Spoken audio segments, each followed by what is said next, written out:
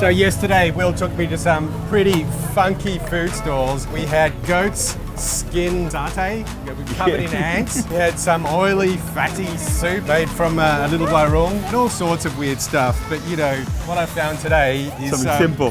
Fried chicken. So basically, we're here at Prawirotaman, which is one of the biggest pasar markets here, and it's actually a very traditional market.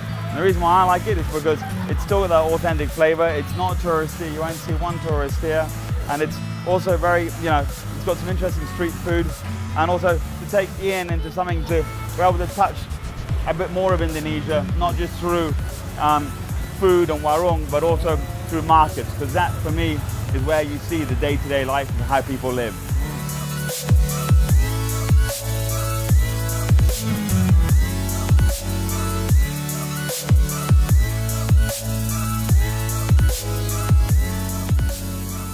So in Jogja, one of the main things, or in Java, is tempeh. They use a lot of it. Also, generally in the morning, the Indonesians always have these jajans, which that's what they're called in Bali, but they're all little sweets basically. Yeah. So basically, if we have here, this is one of the traditional dishes.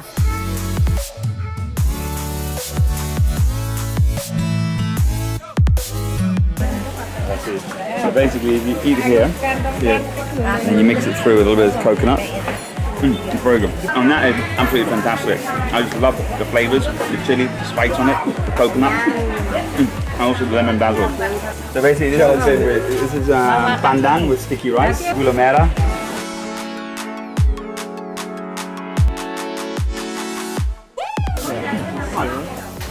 So here is salted fish.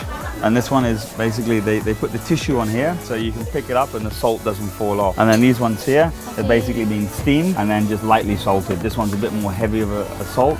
And the idea of this is that they take this home and then they just fry it. And then they have it with a salad, like a urat, or they have it just with rice and then sambal. So it's a very basic food.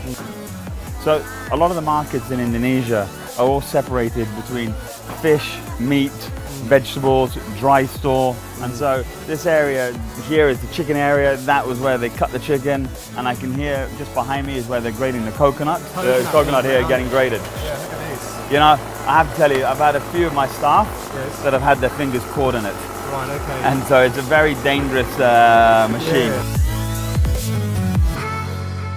So basically, what's interesting actually is here versus some other places is that you can often buy your bumbu already made, so your grated galangal, your grated ginger, your bawang putih, bawang merah, and then basically you buy all your ingredients and then you make your own recipe by adding 1 teaspoon, and then they buy the coconut and then basically it's ready to go. So it makes the process much quicker.